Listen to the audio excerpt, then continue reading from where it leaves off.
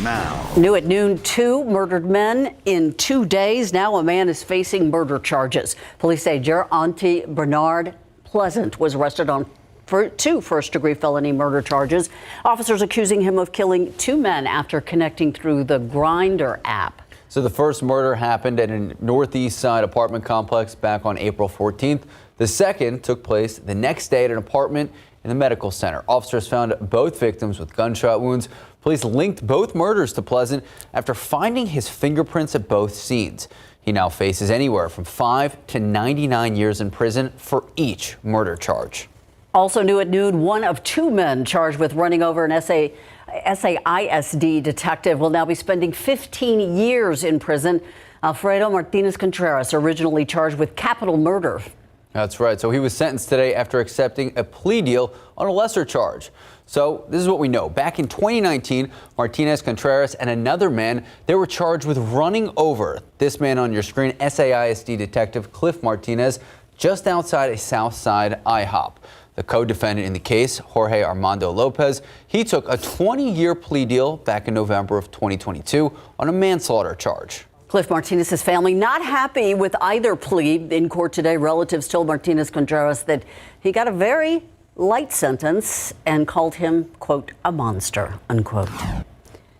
Right now, police need your help. They need to find this girl. Officers say 12-year-old Janae Zavala was last seen in the 700 block of Matthews Avenue. She was wearing a brown crop top and black sunglasses at the time that she disappeared. Police also say she has a medical condition. If you can help SAPD find this girl, call the missing persons unit. The phone number to call 210-207-7660. Well, San Antonio police tell us a drive-by shooting on the city's southeast side. It ended with at least 1 man in the hospital. So take a look. This happened around 11 last night. This is the 3800 block of Manchester. It's near Southeast Military Drive. Police tell us the man in his 20s was shot several times, taken to the hospital. Right now, we're still waiting to learn the latest on his condition. Detectives say right now they're reviewing surveillance cameras from neighbors, trying to figure out what exactly happened, who was responsible, because so far, no word on any suspect and no word on any description of the vehicle that was used in this attack. Early voting for the May 6th election beginning today, and you're going to get to decide who will represent you on city council as well as in the mayor's seat. But the other big item on the ballot that voters will be deciding on is Proposition A. If it's passed, Prop A would decriminalize abortion and misdemeanor marijuana possession. It would also make some existing policies permanent, like the cite and release program for some misdemeanors, and it would permanently ban chokeholds and no-knock warrants. We have everything you need to get ready for Election Day on KSAT12. All you have to do is click on the Vote 2023 section under the News tab.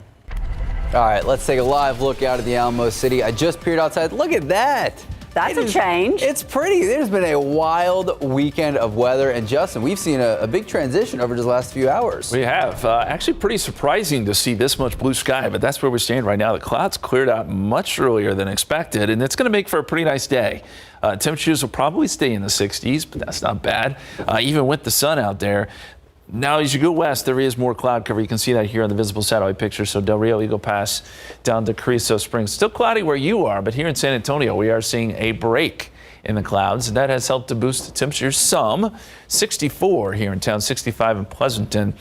But to have temperatures in the 60s with sun in late April, that's not bad. 65 Gonzales, 64 right now in New Braunfels and around Bexar County. We're in the mid-60s right now with mostly sunny skies here in town. There's another look outside. And here's a look at some of the weather headlines. So we'll have some off and on clouds today. Rain chances, though, return tonight into tomorrow.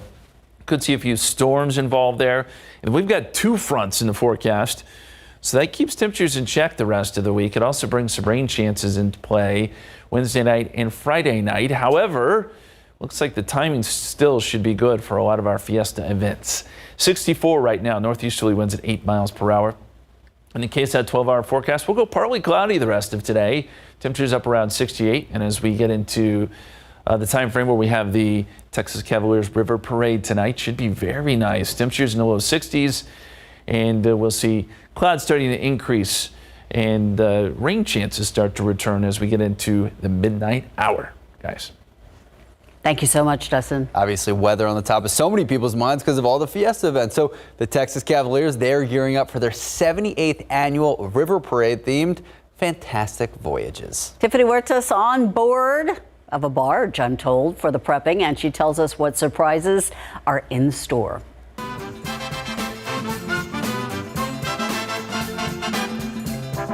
Last week, we showed you a smoke cannon. Today, we're here along the beautiful San Antonio River with my friend Greg C. Good morning. Good morning, Tiffany. How are you? Great. What a beautiful day. Tell us about this year's event and the theme. Well, it's the 78th annual Texas Cavaliers River Parade. We're really excited about it. This year's theme is Fantastic Voyages, basically celebrating everything from the discovery of the New World to discovering new worlds out in space and everything in between, all the voyages we take. A lot of preparation. We're seeing right now, we're here at La Villita. Tell us about what's happening this morning. Well, we've got our guys finalizing the preparations for setting up about 19,000 chairs. We're expecting about 250,000 people to be watching the parade. We've got 58 beautiful floats that are going to be decorated towards our theme, a Grand Marshal, who's Charlie Duke, Apollo 16 astronaut that walked on the moon. So I think we're getting ready to celebrate a lot of fantastic voyages. Thousands of people will be here tonight to see all these colorful floats. Tell us about who's behind them. Well, we've got great representatives on our floats of children's charities throughout South Texas to local. We've got the city council, we've got the mayor, we actually have Congressman Henry Cuellar who's going to be on a float, and just a great representation of lots of different groups in and around San Antonio and South Texas. What are you looking forward to the most tonight? Just putting on a great party for the city, celebrating everything that we do here in San Antonio, party with a purpose, as they say, and raising a lot of money for children's charities in South Texas. And Viva! Viva Fiesta! Viva Fiesta! We'll send it back to you. Thank you, Tiffany. So, parade starts at 7 tonight along the San Antonio River, ends at 9 p.m. If you can't make it out to the parade in person, don't worry. You can always watch it right here on KSAT. David Sears, Myra Arthur hosting the parade broadcast along with Jonathan Cotto and Adam Caskey. Of course, you can watch it on TV or any of our digital platforms. And because of tonight's parade, a couple of ABC programs are going to be shown at a different time. They're still going to air on KSAT, but you're probably going to need to adjust your DVR if you're doing it that way.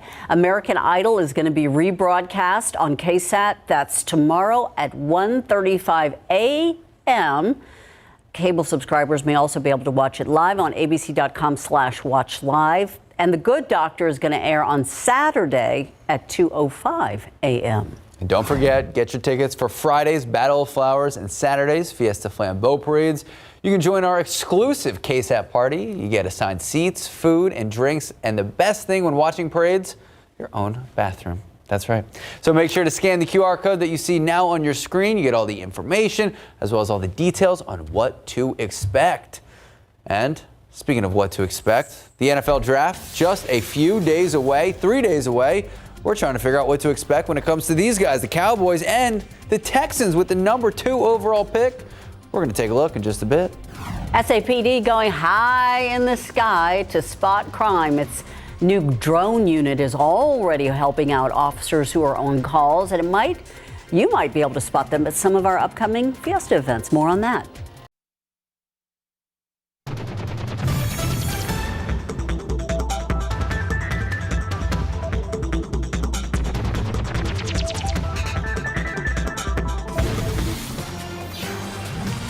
After years of not having one, the Uvalde Police Department has hired a new assistant police chief. Homer Delgado has been working as the chief of the Dilley Police Department for several years now, but he's been in law enforcement since 1995. He's worked on nearly every division of law enforcement investigation. That includes rather significantly tactical operations and hostage crisis negotiations. Delgado's training includes active shooter training, and he is a trainer for civilian response to active shooters. If there's a situation, if there's anything that I can do to make sure that people are safe, I will promise you that I will do it. Remember the day of the Robb Elementary shooting last May. The Uvalde Police Chief Daniel Rodriguez was out of town. And since the department didn't have an assistant to replace him, Lieutenant Mariano Pargas was the acting chief during the crisis. Pargas faced major criticism for what some called a lack of quick action to save those who were trapped in the classroom with the gunman. Delgado says with this new role, someone will always be around to take charge in any situation. If the chief has to go out of town, then I'll take control of the agency and make the decisions that need to be made. Gado starts in Uvalde on May 8th. He's also a master peace officer and has more than 3,000 hours of Texas Commission on Law Enforcement training. All right, speaking of law enforcement, new technology seemingly getting integrated into so much of our day-to-day lives. So now, San Antonio Police, they have their very own drone unit. So I met with the unit, got an inside look. We talked about the need for the drones, the uses, and how might you see them at Fiesta events. Small handheld technology, fast maneuverable devices. This is the new SAPD drone fleet. Chief McManus wanted to leverage technology to enhance public safety. About 2018, I was asked to start looking at using drones, augmenting the helicopter unit. Sergeant Daniel Anders heads the squad. He tells me there's a variety of uses ranging from hostage situations to even investigations. Anything you can think of for public safety. Overwatch for large crowds, fire support for the fire department. We use mapping to collect evidence in outdoor crime scenes. And then we have indoor drones for tactical situations. Already, drones like this, well, they're getting 350 calls a month, supporting officers out in the field. And it takes a lot of prep to stay ready. All of our pilots have to have an FAA commercial pilot certificate for drones, a remote pilot certificate, and then we put them through an additional 160 hours of remote pilot class. SAPD tells me that they have 12 drones right now at their disposal, but really this could be the future of law enforcement. As technology progresses, as regulatory elements progress, it puts these tools, more of these tools in law enforcement's hands. As for Fiesta, well, if you see a drone overhead, that might just be a safety precaution. Fiesta, we are going to be deploying several of our drone teams at major Fiesta events, primarily used as crowd overwatch and traffic control. Max Massey, KSAT12 News. And I just learned a really good fact about those drones.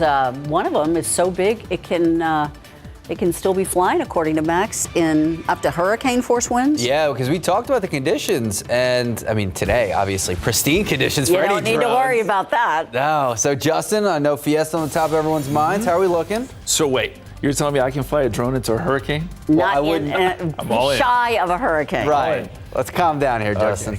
Okay. Anyway. The aquifer is up 0.6 of a foot to 639.9, up in a big way. I'm going to show you some more stats coming up here in just a few minutes about how the aquifer has really benefited from this recent rain. Molds, oak, and pecan are all low. Oak season is just about winding down. It is just about over, which is good to see. We'll talk about our forecast. We do have some fronts and some rain chances to talk about that's coming up. It's time for a Fiesta History Trivia Moment, powered by your local San Antonio area Chevy dealers. In what year was the first King Antonio crowned? Was it A, 1927, B, 1923, or C, 1891?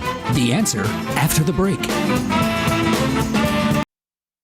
In what year was the first King Antonio crowned? The answer is A, 1927. We are just about done with the month of April, but there's still plenty of road work that is happening, and some of that is actually going to take us into the early days of May. Yeah, it's going to be May. But let's talk here about what's happening here off US 281. First, here, that started on Monday, April 24th. This asphalt work will take us all the way up until Friday, April 28th. Now, the work starts at 7 in the morning, so that's pretty early, so plan ahead.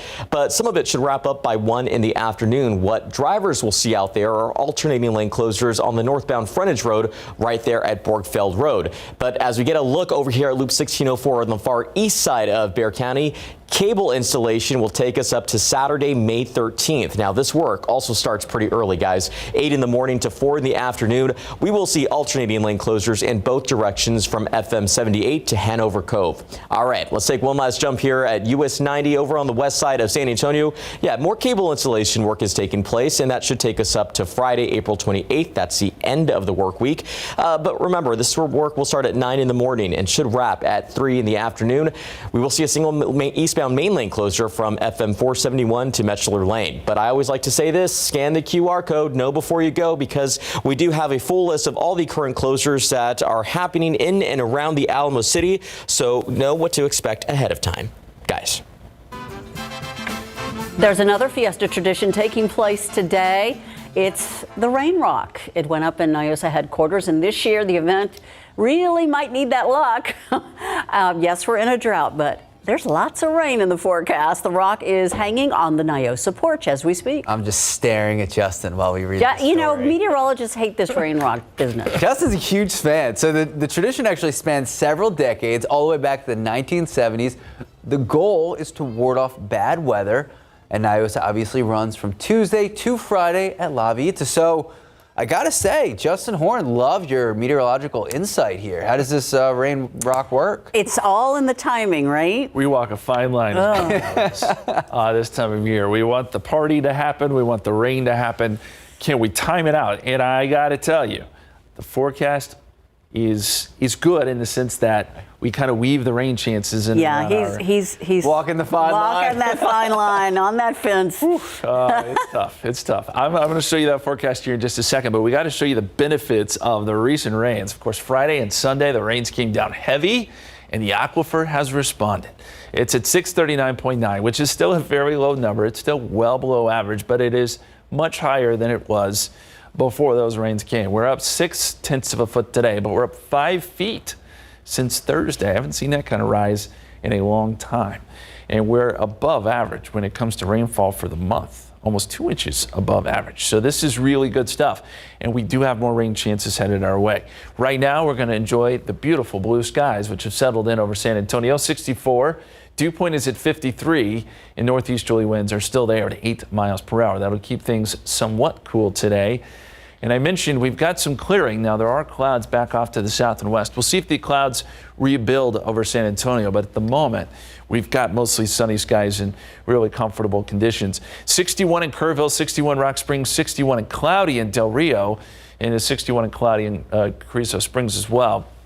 More sun for places like Kennedy and Victoria, where we are in the mid-60s, and again around San Antonio, 64, 65, 66, somewhere in that range. But to get some sun and get those kind of temperatures this time of year is pretty remarkable. Yesterday was chilly. Today will be cool but nice. Here's a look at the forecast for this afternoon. Just cloud cover, really. We're not expecting any rain, so the Texas Cavaliers River Parade tonight looks good. Weather forecast for that is good. But by tomorrow morning, rain does start to return to the forecast. I think we see some drizzle and fog, and then maybe even a few showers on top of that. There's about a 30% chance of rain for your morning commute. Then as we head towards the afternoon, we'll start to see a little bit more activity. Some showers and storms begin to pop up. 40% chance of rain on your Tuesday afternoon. And we're going to have to watch the skies closely, especially east of San Antonio, where we could get some stronger storms popping up. This is 7 p.m. tomorrow evening. Now, I think by the time we start to get some of these stronger storms, they'll generally be moving away from San Antonio, but we still need to mention this. And the risk is highest across our northeastern counties. So Seguin, Gonzales, New Braunfels, that's where we have a scattered risk of severe weather tomorrow afternoon. In those areas in light pink, it's more of an isolated risk, but still needs to be watched with the way the atmosphere is setting up tomorrow. Now let's go beyond that. As we head into Wednesday, Wednesday is going to be a somewhat quiet day. But then we got a frontal boundary through late Wednesday night, very early Thursday morning, probably pre-dawn. With that front, we get a chance for some showers and storms, some of which could be strong. So there's about a 40% chance. That's front number one. That clears out. And so by Thursday afternoon, we're looking at some pretty good weather. That goes for Friday morning as well. Of course, Battle of Flowers fits right in. Good weather. It's looking nice for that event. And then by the time we get into Friday night, another front quickly approaches, and we get a brief broken line of showers and storms, about a 30% chance. That clears out, and by Saturday afternoon, we're looking at beautiful weather. So I mentioned we're kind of threading that needle here, and it's actually working out. 60s tonight for the Texas Cavaliers River Parade. Battle of Flowers, 70s. Cool start, mostly sunny. Honestly, really great weather. And that's the forecast for Fiesta Flambeau, too. 60s, cool, low humidity. So if you look at the 7-day forecast here, you see the rain chances, 40% tomorrow, 83 Wednesday, then a 40% chance of rain Wednesday night, early Thursday morning, 79 Thursday, 84 Friday, small window for storms Friday night into Saturday morning, and cooler and drier by the weekend, 77 Saturday, 81 on Sunday, guys. Thank you so much, Justin. All right, a running back, an offensive lineman, or what about just a trade? The NFL draft brings so many options, so what do you think the Cowboys should do? We take a look next. Look at that. How about them Cowboys? We are officially in draft week. The NFL draft is Thursday. The Cowboys have the 26th overall pick in the first round, unless, of course, they trade up or down to target a player. A lot of people talking about Bijan Robinson, but that's neither here nor there. All right, so some other people saying we need a tight end in the first round. Other people saying we need a running back, replace Zeke. What about a right guard? Well, before we find out what the Cowboys will do on the draft, well, they took care of their own this week. Offensive lineman Terrence Steele signing his restricted free agency tender. He's going to get paid about $4.3 million next season. And, of course, exercising the fifth-year option on wide receiver number 1 on the team, CeeDee Lamb. He's going to make about $18 million in 2024, but the team would like to sign him to an extension in the offseason. All right, so here we go, taking a look. 2023 NFL Draft, Cowboys picks. The Cowboys currently have 7 picks, 1 in each round, starting with 26 overall, ending in the 7th round with pick number 244. All right, and of course, one of the teams that talk of the draft, Houston Texans, they have the 2nd overall pick, but it's not exactly clear what they're going to do with it. The common thought is, well, they take a quarterback. Unless you're a big fan of Davis Mills, then you really don't know. So it could be Bryce Young, it could be C.J. Stroud, whichever one's available, but a lot of NFL insiders, they believe the Texans could legitimately pass on a quarterback at 2, select a defender. That's right, Bama edge rusher, Will Anderson Jr. And remember, Houston's defense, their offense wasn't great, but their defense allowed 5.7 yards per play last season. That's 26th in the entire league. Their head coach, D'Amico Ryans, remember, he played linebacker, so going defense first, it really makes sense. Also chatter that the Texans could trade for 49ers quarterback Trey Lance, so that would fix the quarterback issue. And the Texans have a whopping 12 picks in this year's draft, 2 in the first 12 selections. That's number 2, number 12. They have a lot of options for sure. They also have picks in every round, including 1 second rounder, 2 in the 3rd, and 3 in the 6th. University Health and a nonprofit working together to make sure that some children get the surgeries they need, and it won't cost a dime. Who can benefit and how to apply for this program in your next half hour. The former Minnesota police officer who killed Dante Wright is now out of prison. Kimberly Potter served 16 months of her 2-year sentence for fatally shooting the unarmed 20-year-old during a 2021 traffic stop. At the time, she said that she had mistakenly pulled out her gun instead of her taser. During the trial, Potter did apologize, saying she never meant to hurt anyone. Potter will be on supervised release until December. That's when her sentence expires. Her attorney says she's planning to live in Wisconsin and not return to Minnesota. Foreign governments have airlifted hundreds of diplomats and other citizens out of Sudan now, and several governments have said more evacuations are possible. This comes after chaos erupted in that country when 2 rival generals began fighting for control. Many Sudanese are desperately seeking ways to escape. Many are taking the long and dangerous drive to the northern border to Egypt. And now there's fear the battle could escalate since rival forces ignored a truce that was called due to a Muslim holiday. Now to the latest on the scares aboard 2 American Airlines flights. Flames shooting out of an engine after an apparent bird strike after it just taken off. ABC's Rena Roy reports this comes just days after flames were seen on the wing of another American jet.